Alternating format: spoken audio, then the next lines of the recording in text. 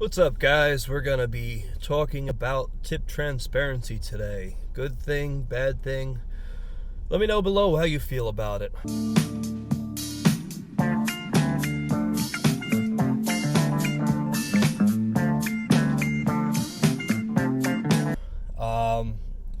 About to get started on my Dash tonight, and we checked the Dasher app and found there's an update. Definitely recommend that you do that occasionally, just to make sure that your app is up to date and you're not going to have any issues. I've definitely had issues in the past. Mid-shift, find out that my app needs to be updated, and maybe that was the cause of the problem. Not 100% sure, but once I update the app, everything seems to get better. So periodically check your app, make sure it's up to date. So yeah, that's why I wanted to bring it up, guys. I might be missing something about this whole tip transparency thing. I know there's quite a few folks out there that are, happy about it.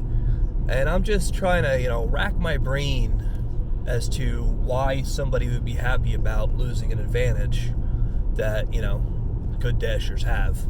Our homework, we know what, hidden tips are. We know how to identify them. And, that's how we make extra money. So if you guys can clue me in as to why anybody would be happy about this, please let me know in the comments below. It's always good to get different perspectives, because maybe there's just something I'm not thinking about. They're going to spoon feed people that don't deserve it, people that haven't put the work in, reward people that don't put the work in. I know we don't have bosses, we don't have opportunities to get raises and promotions and stuff like that. Our opportunity for, a raise or a promotion, if you want to call it that, if you want to look at it like they're average Dashers, we're above average Dashers, versus like worker and supervisor, we're the supervisors. We promoted ourselves by getting better at this, and we've gotten raises. At least I have, and I know many other people have. I used to make 17 an hour, then I was up to 20, then I put on the multi-app, and now I'm up to 25, 30, and it's going to go higher from there. I'm sure it's going to plateau at a certain point, but, the average Dasher out there reports that they're earning like $13 to $15 an hour. That's before gas, taxes, and all that other stuff, so, I don't know. I don't like it. All right, so we've accepted our first offer of the night. Comes to us compliments of Doordash, showing $6.75 for 1.6 miles. It's 3 items from a diner.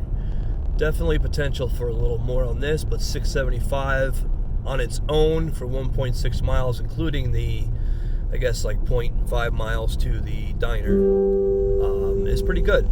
So we're gonna take that. Just hope that we don't have the same issues we had on Monday night. I didn't post a video about Monday because we had some issues. I had to take an hour off right in the middle of our dinner shift, and it just had no value. So I didn't post Monday.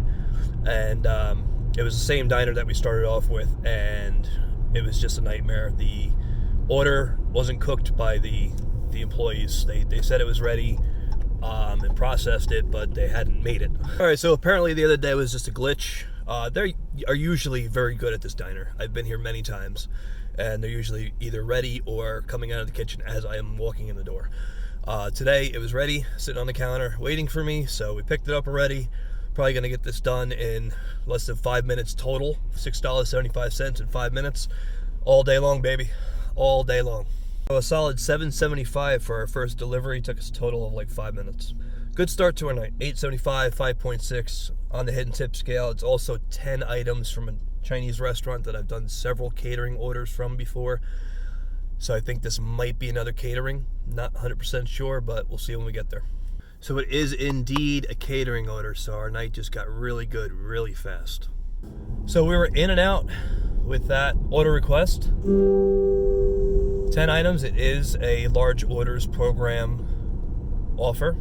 12 minutes away. So, question for you guys. I have a GoPro, and ever since I've had it for a couple years now. It's actually my son's GoPro. I got it for his birthday a couple years ago. He uses it here and there. I use it here and there. But it's always a pain in the butt. Like, it's recording when it's not supposed to record. You know, it's not recording when it should be recording.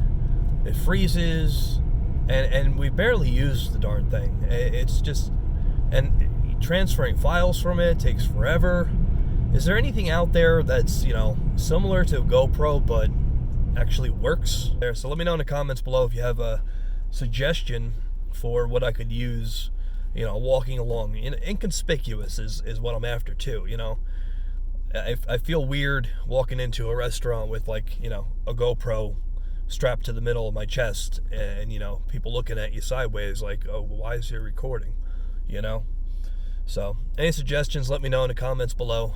Don't forget to hit that thumbs up button and subscribe to the channel so you don't miss any further content down the road. All right, so $17.59 on that last drop off, a large order. So that brings our DoorDash total to $25.34. Our usual goal, $100 in 4 hours. We're on that pace right now. All right, so we just picked up an offer from Uber Eats for $9.27, 5.5 total miles. A lot of that's actually to the McDonald's, and shouldn't be far from there. It's actually, I think it's actually coming back this way a little bit. Yeah, I just got a whole lot happier with this one. It is putting us right back in the center of our hotspot. For some reason, Uber Eats, anytime I come to this McDonald's, wants me to make a right out of here and go around and through town to come back out at this light that's over to the left of us. Essentially wasting 5 minutes. So there is no, we can make a left here. There's no sign saying we can't. Just saved myself literally 5 minutes. All right, so with a little bit of luck on this one, we could be right on pace as we hit the 2 hour mark. That one was a little disappointing, only $7.75 for all that stuff. At least it was $1 extra than what it was showing. It wasn't a long delivery. So we're quickly approaching our 2 hour mark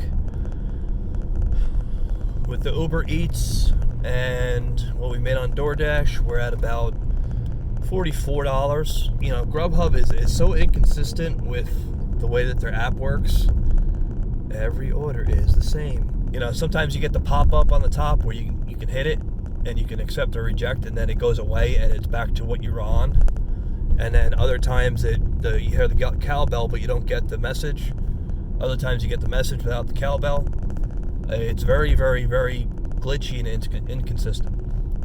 If you could just make the cowbell sound and show me the notification every time, it'd be perfect, because I have Uber overlaying DoorDash and I have that message that'll come up, and I wouldn't have to leave the DoorDash app, and it would be so much easier to manage, you know, the 3 apps being open at the same time. Alright, so not 100% thrilled with where this one is taking us. There are some nice restaurants there, so maybe we'll get lucky. Alright, so we dropped that off. It was as advertised. I had a feeling it looked a little low. You know, it should have shown about $8.25 if there was going to be extra on it. We picked up another offer immediately after we dropped that off. Same restaurant we just delivered from, except this one definitely shows hidden tip potential. 12 items, 6.5 miles, showing $9.75. Well, my hopes of this being a lot extra just went down the drain. It's 12 items, 2 dinners, and 10 egg rolls.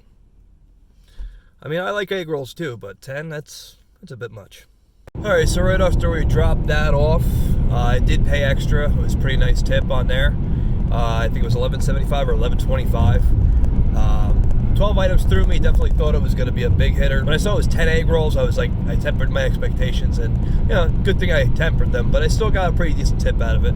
Anyway, we got a Wendy's right after that for $6.75, short mileage, quick drop off. Picked it up 2 minutes ago, dropping it off in 3 minutes, so quick bing bang boom. So I got a shop and deliver, $8 for less than 4 miles. It's 1 item. I'm like, you know what, why not? You know, I just thought of that too. It's literally on the way back to my hotspot where I want to go. I'm picking up from the store on the way, and I'm going to continue on into my hotspot from the store. What an odd order. This is all they got. Shop and deliver. $8 for that. Sure, why not? So we're definitely going to be on pace after this. We're going to be at about $80, and we're going to have approximately 45 minutes left on our shift. So 2 more orders, some more decent orders, and we could definitely hit that $100 mark. We got to stay on a few minutes extra to get that one last order to put us over the top. I do. The $100 mark is where I want to be. That's it. Simple. End of story. I usually get there in 4 hours, but if it takes 4 hours, 10 minutes, so be it.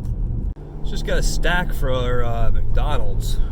It's actually in my home area. It's got to be nobody working my home area anymore. Because I'm not really that close to it. I'm close enough. I'm 6 minutes out. But I'm going to the restaurant, and the drop-offs are literally within like a half a mile of the restaurant.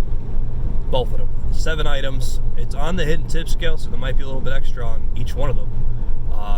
You know, if they each paid, say, you know, $5 tips, looking at $15, and that'd be perfect, because we would be right on track with one more order, I think, to put us at $100 for the night. All right, so we picked up a quick 675er, going like 2 miles, so really quick pickup, drop off. I was at the restaurant, and it's right down the road here, so we'll be done with this in a total of less than 8 minutes. Hopefully get one more and then call it a night. All right, so it was actually $7.65 in that last one. It was real quick, less than 10 minutes to do the whole thing. I was right by the restaurant, and the drop-off wasn't far at all. So we're at about $94 total. We're gonna pick up one more order.